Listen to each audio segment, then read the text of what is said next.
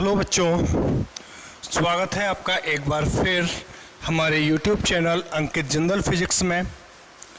जैसे कि हमारा चैप्टर चल रहा था विद्युत धारिता, आज उसका नेक्स्ट टॉपिक मैं स्टार्ट कर रहा हूँ। किसी संधारित्र में संचित ऊर्जा, यानी संधारित्र में ऊर्जा कैसे संचित होती है या संधारित्र के अंदर संचित होने वाली ऊर्जा का मान क्या होता है। तो आप लोग एक चीज़ बहुत अच्छे से समझ में आ गई आप लोगों को कि संधारित्र एक ऐसी युक्ति है जिसके माध्यम से हम लोग आवेश को स्टोर करते हैं, यानी एकत्रित करने के कार्य में आती है। संधारित्र किस काम आता है? चार्ज को स्टोर करने के। आता है कि नहीं आता? अब जैसे फैन होता है हमारा पंखा, तो पंखे में कैपेसिटर लगा होता है। एक क्या लगा होता है? कैपेसिटर, जिसको हम लोग क्या बोलते हैं? कंडेंसर। कंडेंसर बोलते हैं पंखे में कि नहीं बोलते? बोलते हैं ना। जब पंखे की स्पीड स्लो हो जाती है तो हम लोग क्या कहते हैं कि इसका कंडेंसर चेंज कर लो, बोलते हैं। आगे आप लोगों को याद कंडेंसर क्या होता है? तो ये जो कंडेंसर होता है, इस कंडेंसर का काम होता है क्या कि जैसे ही हम लोग स्विच ऑन करें, जैसे ही हम लोग पंखे का स्विच ऑन करते हैं, वैसे ही आवेश स्विच से होते हुए और पंखे तक पहुंचते हैं और पंखे पर पहुंचकर सबसे पहले आवेशों को लेने का जो काम है, आवेशों को जो इकट्ठा करने का काम है, वो काम है किसका? कंडेंसर का। कंडेंसर क्या करता है? शुरुआत में खुद चार्ज होता है। मतलब जब बंद की अवस्था में था तो बंद की अवस्था में इस कंडेंसर के ऊपर जो आवेश है उस आवेश का मान 0 था, और जैसे ही मैंने स्विच को ऑन किया वैसे ही इसके ऊपर आवेश क्या हो जाता है? Q हो जाता है। आवेश कहां से कहां पहुंचता है इसका? 0 से Q तक आवेश का मान बढ़ता है जैसे स्विच ऑन करते हैं। और फिर क्या होता है? जब चार्ज है, वापस लगातार चार्ज आ रहा है, तो वो पंखे को घुमाने का काम स्टार्ट कर देता है। जब स्विच को हम लोग ऑफ करते हैं तो पंखे का जो कंडेंसर है, वो कंडेंसर धीरे धीरे डिस्चार्ज होना आरंभ हो जाता है। अपना जो चार्ज है वो चार्ज किसको देना शुरू कर देता है? ये इन पंखुड़ियों को। और बंद होने के बाद भी कुछ देर तक पंखे की पंखुड़ियां घूमती हैं। पंखे के स्विच को ऑफ कर देने पर भी पंखे की पंखुड़ियां कुछ समय तक घूमती है, नहीं घूमती? वो किसके कारण घूमती हैं? कि जो कंडेंसर के पास चार्ज है, जो कैपेसिटर के पास चार्ज है, उस चार्ज को वो धीरे धीरे करके किसको दे रहा है? पंखुड़ियों को, ताकि वो पंखुड़ियां घूम सकें। क्लियर है यहां तक? तो संधारित्र में ऊर्जा कैसे संचित होती है? संधारित्र में ऊर्जा संचित होती है कि जब किसी संधारित्र को हम लोग आवेशित करते हैं। आवेशित करने से मेरा मतलब है कि शुरुआत में संधारित्र पर यदि आवेश में 0 मानूं, तो 0 से जब इसको हम लोग कोई चार्ज देते हैं, मान लिया Q चार्ज दिया, आवेश का मान क्या किया? 0 से Q। तो आवेश स्थानांतरण की जो ये प्रोसेस है भाई, 0 से Q तक आवेश का मान पहुंचाना, तो आवेशों का स्थानांतरण ही तो हो गया। तो आवेशों के स्थानांतरण की ये जो प्रक्रिया है, इस प्रक्रिया में बैटरी द्वारा किया गया कार्य, क्या बोल रहा हूं मैं? आवेश स्थानांतरण की प्रक्रिया में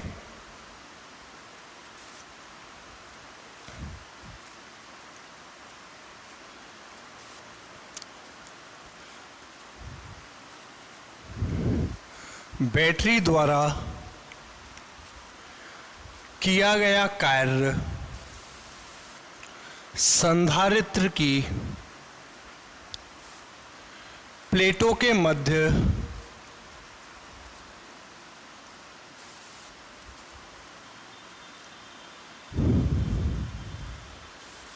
ऊर्जा के रूप में संचित होता है।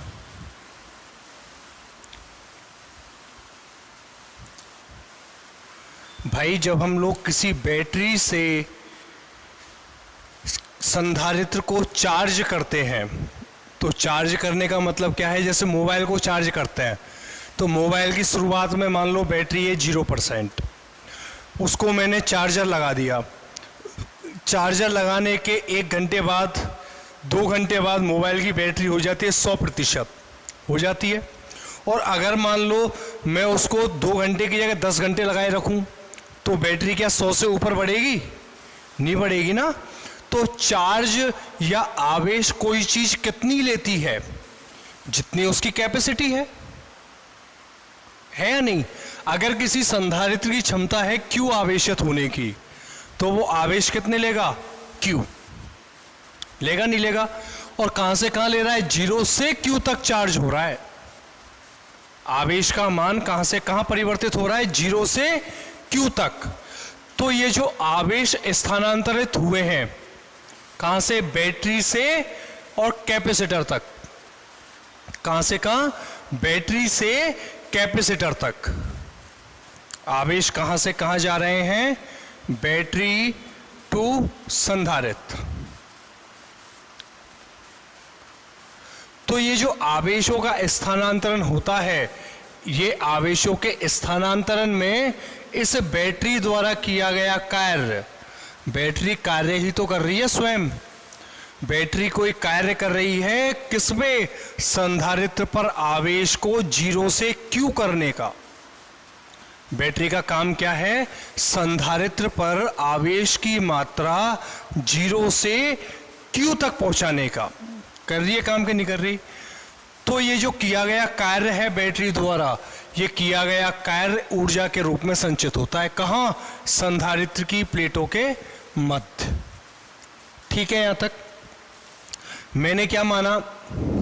मैंने माना कि हम लोग संधारित्र को चार्ज कर रहे हैं 0 से Q तक, और संधारित्र की जो धारिता है वो धारिता है इसकी C। धारिता क्या है इसकी? C है। तब विभवांतर क्या हो जाएगा?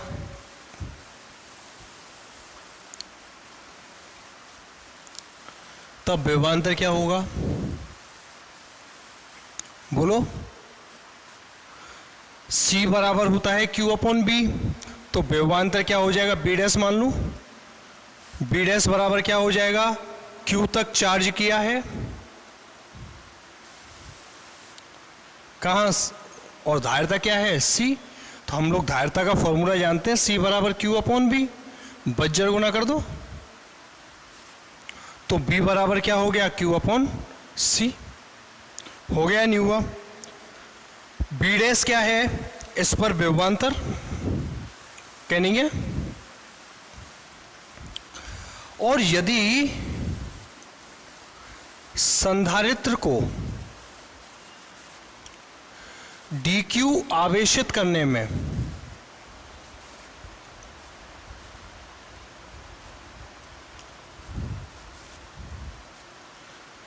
संधारित्र को dQ आवेशित करने में यानी अल्प आवेशित करने में किया गया कार्य भी अल्प होगा, यानी dW। तो dW बराबर क्या हो जाएगा? किया गया कार्य हम लोग जानते हैं विद्युत विभव B बराबर होता है W/Q। तो W बराबर क्या हो जाएगा? V/Q। होगा नहीं होगा? B का मान क्या है? V' और Q का मान क्या है? dQ है। तो किया गया कार्य क्या हो जाएगा? dW बराबर V'.dQ। या फिर B' का मान लिख दो तो dW बराबर क्या हो जाएगा? Q/C/dQ। होगा या नहीं होगा? आवेश को मैं कहां से कहां परिवर्तित कर रहा हूं, या फिर संधारित्र को हम लोग जो चार्ज कर रहे हैं वो चार्ज कहां से कहां कर रहे हैं? चार्ज कर रहे हैं उसको 0 से Q आवेश तक। कोई सा भी Q ले लो, स्मॉल ले लो, कैपिटल ले लो, कोई फर्क नहीं पड़ रहा, ये सिर्फ मैं समझाने के लिए ले रहा हूं। तो ये तो हो गया अल्प आवेशित करने में किया गया कार्य। संपूर्ण आवेशित कब हो रहा है? जब आवेश 0 से Q हो रहा है। भाई संधारित्र पूरा आवेशित कब हो रहा है? जब संधारित्र पर आवेश का मान 0 से q हो जाए तो ही तो होगा। अतः संधारित्र को 0 से q आवेश तक आवेशित करने में किया गया कुल कार्य क्या हो जाएगा? W बराबर कुल का मतलब इंटीग्रेशन कहाँ से कहाँ 0 से q तक dw। भाई कुल का मतलब क्या होता है? समाकलन होता है। और समाकलन किस चीज का? आवेश या फिर संधारित्र को 0 से q आवेश तक आवेशित करने का, 0 to capital Q dot dq। तो W बराबर क्या हो जाएगा? Integration of 0 to q dw की वैल्यू क्या है? q upon c dot dq। यही है dw की वैल्यू। तो W बराबर क्या हो जाएगा? 1 upon c integration of 0 to q dot dq। हो जाएगा या नहीं होगा? तो W बराबर क्या हो जाएगा? 1 अपॉन c, समाकलन करो इसका। तो मैंने बताया आप लोगों को x की पावर n डॉट dx का समाकलन होता है x की घात n+1 बटे n+1। होता है कि नहीं होता? यहाँ पे n का मान कितना है? q की घात कितनी है? 1 है। तो x की घात 1 का क्या हो जाएगा समाकलन? x यानी q की घात 1 प्लस 1, n का मान 1 है, बटे 1 प्लस 1, और लिमिट क्या हो गई? 0 से q हो गई, सॉरी कैपिटल Q। हो गई कि नहीं हो गई? तो W बराबर क्या हो गया? 1 upon c into Q square upon 2, limit 0 से q। W बराबर 1/2 कांस्टेंट है, तो 1/2 को मैंने बाहर निकाल दिया, तो ये हो गया 1/2c। ये रह गया क्या? क्यू स्क्वायर, कहाँ से कहाँ? 0 से q तक। रह गया नहीं रह गया? लिमिट लगाओ। तो लिमिट कैसे लगाते हैं? Upper limit minus lower limit. तो ये हो गया क्या? 1/2c। अपर लिमिट क्या है? q। तो ये क्या हो गया? Q square minus 0। तो W बराबर क्या हो गया? Q square upon 2c। आ गया कि नहीं आ गया? Q square upon 2c। ये क्या हो गया? किया गया कार्य हो गया। अब इसका स्क्रीनशॉट ले लो आप लोग, एक बार फिर मैं आगे बढ़ूं। यहां तक मेरे मुताबिक किसी बच्चे को कोई समस्या नहीं होगी, कैलकुलेशन है। अब मैंने क्या लाइन बोली है आपको? मैंने बोला है कि ये जो किया गया कार्य होता है, ये किया गया कार्य प्लेटों के मध्य ऊर्जा के रूप में संचित होता है। होता है कि नहीं होता? यह किया गया कार्य संधारित्र की प्लेटों के मध्य किस रूप में संचित होता है? स्थितिज ऊर्जा के रूप में संचित होता है। तो मैं इसको क्या लिख सकता हूं? स्थितिज ऊर्जा U बराबर क्यू स्क्वायर अपॉन 2c। समीकरण नंबर 1 नाम दे दूं। भाई जो किया गया मेरा कार्य है, वो कार्य किस रूप में संचित कर दिया मैंने? स्थितिज ऊर्जा के रूप में। हो गया।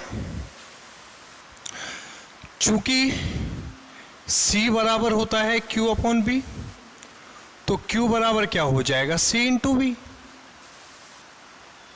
धारिता C बराबर क्या होता है? Q बटे V होता है। तो Q बराबर क्या हो गया? C इंटू V हो गया। और C इंटू B हो गया, तो U बराबर क्या हो जाएगा बच्चों? Q की जगह लिख दिया मैंने CV का होल स्क्वायर अपॉन 2c। एक C से एक C कैंसिल हो गया, तो U बराबर क्या बच गया? 1/2 CV स्क्वायर।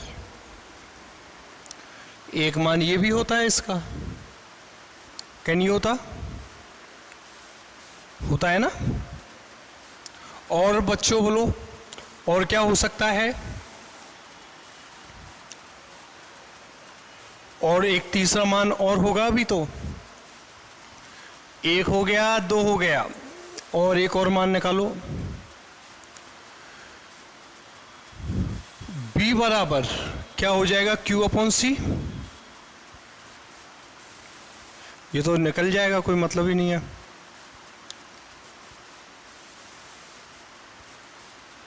एक मान और निकालें। कैसे निकालें? इससे ही, q बराबर c इंटू बी से। एक बार तो मैंने किसका मान रखा है? q का मान लिखा है ना। अब किसका लिख दो? c का लिख दें। इसमें इसको डाल दिया मैं समीकरण 2। समीकरण 1 में क्या लिख दूं मैं? c बराबर q बटे भी लिख दूं। क्या हो जाएगा? u बराबर q स्क्वायर बटे 2 इंटू c की वैल्यू क्या है? q बटे भी है। q से q कट गया, b ऊपर बज्जर गुना हो गया, तो u बराबर क्या हो गया? 1/2 ऑफ क्यू बी। समीकरण नंबर 3 आ गया कि नहीं आ गया? बोलो, बताओ। यहां तक किसी को कोई प्रॉब्लम हो? नहीं है ना। यानी कि मेरे पास जो स्थितिज ऊर्जा है, जो संधारित्र के प्लेटों के मध्य स्थितिज ऊर्जा है, उस स्थितिज ऊर्जा के 3 मान आ गए।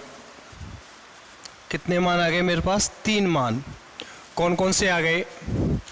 u बराबर q स्क्वायर बटे 2c हो सकता है, half of C V square हो सकता है, और हाफ ऑफ क्यू बी भी हो सकता है। हो सकता है यहां तक कि नहीं हो सकता? हो सकता है ना। आगे मैं देखूं तो ये मान जो मेरा निकला, ये मान तो मेरा निकला किसमें? संधारित्र में संचित होने वाली ऊर्जा का। एक बार आप लोग इसका स्क्रीनशॉट ले लो, ताकि है ना फिर आप लोगों को समस्या ज़्यादा नहीं आए। ले लिया? ले लिया बच्चों? अब देखो, इसकी कंडीशन फर्स्ट बात कर रहा हूं मैं। कंडीशन फर्स्ट क्या है? संधारित्रों के श्रेणी क्रम संयोजन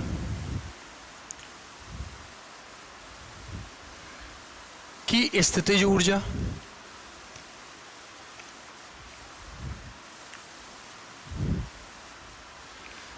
संधारित्रों के श्रेणी क्रम संयोजन की स्थितिज ऊर्जा ज्ञात करो भाई। कैसे ज्ञात करोगे? जानते हैं हम लोग, चूंकि संधारित्रों के श्रेणी क्रम संयोजन में तुल्य धारिता क्या होती है? 1/CS बराबर 1/C1 plus 1/C2 plus 1/C3 so on 1/CN तक। यदि n संधारित्र किसमें हो? श्रेणी क्रम में संयोजित हो, तो उनकी तुल्य धारिता का मान यही होता है, क्या नहीं होता? और जो आवेश है किसमें? श्रेणी क्रम में। श्रेणी क्रम में आवेश एक समान होता है। श्रेणी क्रम में जो आवेश है उस आवेश का मान कैसा होता है? एक समान। और जो धारिता होती है, तुल्य धारिता, उसका मान होता है 1/CS बराबर 1/C1 plus 1/C2 plus 1/C3 so on 1/CN तक। होता है कि नहीं होता? तो बताओ, संधारित्र की प्लेटों के मध्य स्थितिज ऊर्जा क्या होगी? U बराबर, भाई आवेश एक समान होता है, धारिता का मान मुझे मालूम है, तो फॉर्मूला यही तो काम आएगा। इस फॉर्मूले को काम नहीं ले सकता क्योंकि विभव का मान अलग अलग होता है प्रत्येक संधारित्र पर। इसको भी काम नहीं ले सकता क्योंकि इसमें भी विभव आ रहा है, और श्रेणी क्रम संयोजन में प्रत्येक संधारित्र पर विभव का मान अलग अलग होता है। तो कौन सा फॉर्मूला काम आएगा? क्यू स्क्वायर अपॉन 2c, और c को मैं तुल्य धारिता cs बोल दूं ना, तो क्या हो जाएगा? u बराबर Q square upon 2, 1 upon cs की value 1 upon c1 plus 1 upon c2 plus 1 upon c3 so on 1 upon cn। गुना कर दो सबको, तो u बराबर क्या हो जाएगा? Q square upon 2c1 plus Q square upon 2c2 plus Q square upon 2c3 so on Q square upon 2cn। या फिर u बराबर क्या हो गया? इसको मान लूँ मैं u1, दूसरे की u2, तीसरे की u3 so on un तक।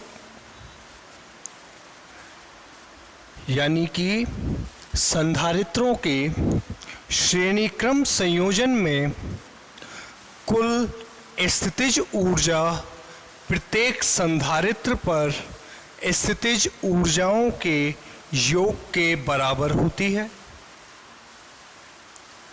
किसी संधारित्रों के श्रेणी क्रम संयोजन में तुल्य स्थितिज ऊर्जा प्रत्येक संधारित्र पर स्थितिज ऊर्जाओं के योग के बराबर होती है।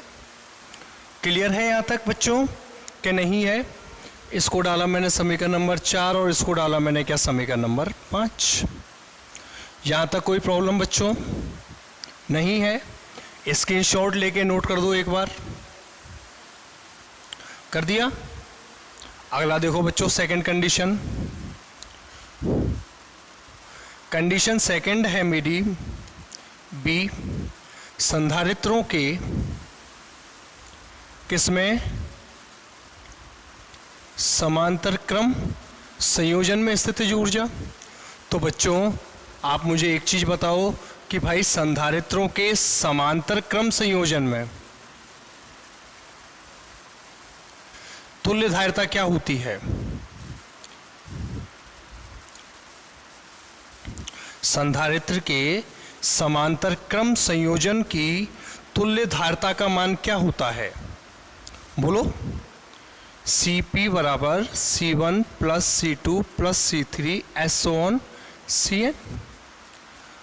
और समांतर क्रम की एक खासियत और होती है कि समांतर क्रम संयोजन में प्रत्येक संधारित्र पर आवेश का मान तो अलग अलग होता है, लेकिन प्रत्येक संधारित्र के सिरों पर उत्पन्न विभव का मान एक समान होता है। जो वोल्टेज है समांतर क्रम में, वो वोल्टेज कैसी होती है? इक्वल होती है प्रत्येक संधारित्र में।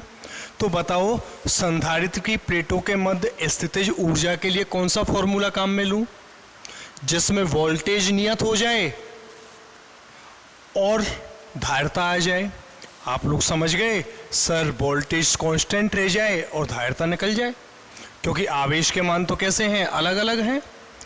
तो संधारित्र की प्लेटों के मध्य संचित ऊर्जा क्या हो गई? U बराबर U एट पैरेलल बराबर क्या हो गई? Half of CpV square. यदि विभवांतर भी है तो Cp का मान मालूम है मेरे बच्चों को? हाफ ऑफ Cp की वैल्यू क्या है? C1 plus C2 plus C3 so on Cn तक इंटू V स्क्वायर।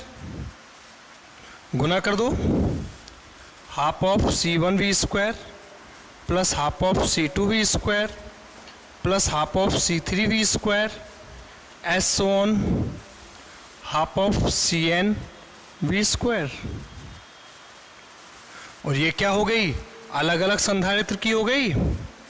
इसको क्या मान लूँ मैं? U1, दूसरे को U2, तीसरे को U3 एस सो ऑन क्या हो गया, UN हो गया। इसको डाल दो क्या समीकरण नंबर 6। तो फिर ये क्या भूलूंगा इस स्टेप को कि भाई संधारित्रों के समांतर क्रम संयोजन में तुल्य स्थितिज ऊर्जा प्रत्येक संधारित्र पर स्थितिज ऊर्जाओं के योग के बराबर होती है, योग के बराबर होती है। यहां तक कोई प्रॉब्लम किसी बच्चे को? कोई प्रॉब्लम नहीं है, कंफर्म? ठीक है, स्क्रीनशॉट ले लो इसका एक बार आप लोग।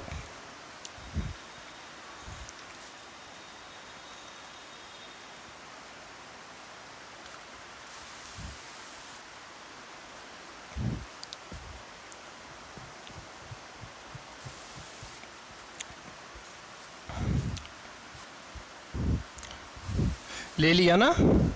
और बच्चों आप लोग कमेंट बॉक्स में यूट्यूब के में अपना नाम नहीं लिख रहे हो, साथ में ये भी नहीं बता रहे हो कि आप लोगों के समझ में आ रहा है या नहीं आ रहा, तो ये बेटा वो कतई अच्छी बात नहीं है। कुछ बच्चे ही एक्टिव हैं, बाकी बच्चे बैठे हुए हैं, तो ये चीज़ कतई पसंद नहीं है अपने को। आप लोग कमेंट बॉक्स में जाके अपना नाम लिखें ताकि मुझे मालूम चल सके कि कितने बच्चे वीडियो देख रहे हैं और कितने बच्चे वीडियो नहीं देख रहे हैं। ठीक है बच्चों, ध्यान रखना इन चीज़ों का, और वीडियो रेगुलर देखें ताकि हम लोग साथ में चल सकें। चैप्टर एंड होने पे आ गया, इसके बाद इसमें सिर्फ एक और वीडियो बनेगा, इसके बाद चैप्टर मेरा क्लोज हो जाएगा। ठीक है, नेक्स्ट टॉपिक आता है मेरा क्या, ऊर्जा घनत्व।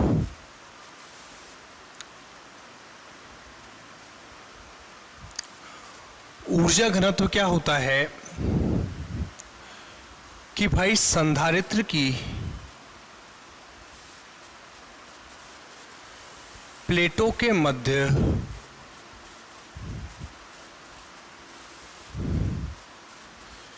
एकांक आयतन की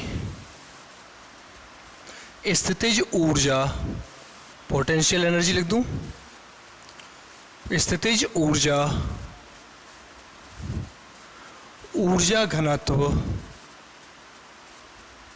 कहलाती है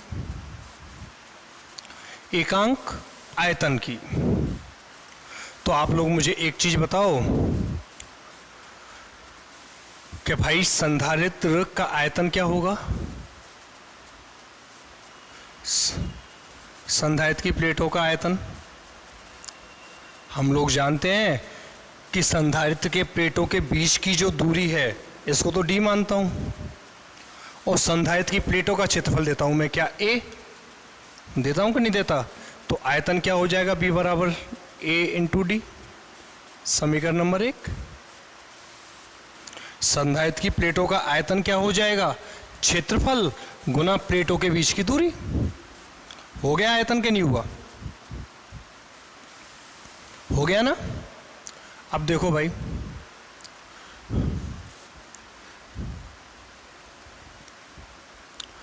और क्या निकालूं?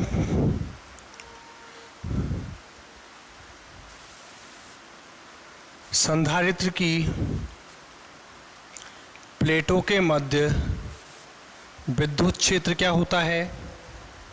E बराबर सिग्मा अपॉन एप्सिलॉन नॉट। और सिग्मा क्या है? पृष्ठ आवेश घनत्व है, जिसकी वैल्यू होती है क्या? Q upon A। क्या नहीं होती? तो क्या हो जाएगा? E बराबर Q upon A epsilon not. तो संधारित्र की प्लेटों के मध्य आवेश क्या हो गया? Q बराबर A epsilon naught into E। समीकरण नंबर 2 हो गया नहीं हुआ? संधारित्र की प्लेटों की धारिता कब? जबकि प्लेटों के मध्य निर्वात हो, C बराबर क्या होता है, एप्सिलॉन A अपॉन डी। ये हो गया क्या समीकरण नंबर 3।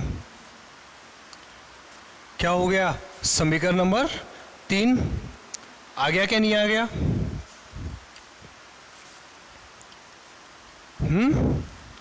अब क्या निकालनी है, स्थितिज ऊर्जा आ जाएगी आराम से, लेकिन मुझे क्या निकालना है, ऊर्जा घनत्व। तो ऊर्जा घनत्व की परिभाषा क्या बोल भाई मैंने कि भाई ऊर्जा घनत्व क्या होता है, एकांक आयतन की स्थितिज ऊर्जा यानी U अपॉन बी। और U का मान क्या होता है, जब मैंने Q निकाल दिया और C निकाल दिया, Q और C मेरे पास दोनों गिवन है, वोल्टेज के लिए मैंने कोई बात नहीं की है, तो क्या हो जाएगा Q square upon 2C upon V की वैल्यू क्या है, A इंटू डी। हो गया क्या नहीं हो गया? Q की वैल्यू क्या है, A epsilon naught into e का whole square upon 2C। C की वैल्यू क्या है, epsilon A upon d upon A into d. हो गया नहीं हो गया? सॉल्व करो। A epsilon naught into e, तीनों का क्या आ गया, स्क्वायर आ गया, अपॉन 2 एप्सिलॉन नॉट A आ गया into d upon epsilon naught into A आ गया। एप्सिलॉन नॉट से एप्सिलॉन नॉट कट गया, A से A कट गया,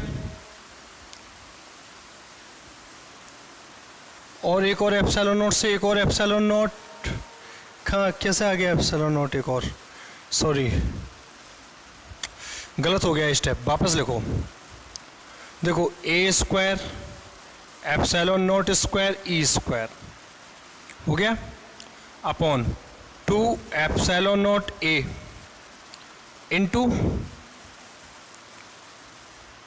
D upon A into D. A से A कट गया, A से A कट गया, एप्सिलॉन नॉट से एप्सिलॉन नॉट कट गया, D से D कट गया। कट गया नहीं कट गया? तो U डैश बराबर क्या आ गया, half of epsilon naught E square. आ गया नहीं आ गया? और ये जो half of epsilon naught E square है, ये क्या होता है मेरा, ऊर्जा घनत्व। क्या होता है मेरा, ऊर्जा घनत्व। संधारित्र की प्लेटों के मध्य एकांक आयतन की स्थितिज ऊर्जा क्या होती है, 1/2 एप्सिलॉन नॉट ई स्क्वायर। ठीक है बच्चों, यहाँ तक वीडियो कंप्लीट देखें, कमेंट बॉक्स में अपने नाम लिखें, और जिन बच्चों ने अभी तक चैनल को सब्सक्राइब नहीं किया है वो चैनल को सब्सक्राइब करें, लाइक करें। ठीक है, okay, thank you, good bye.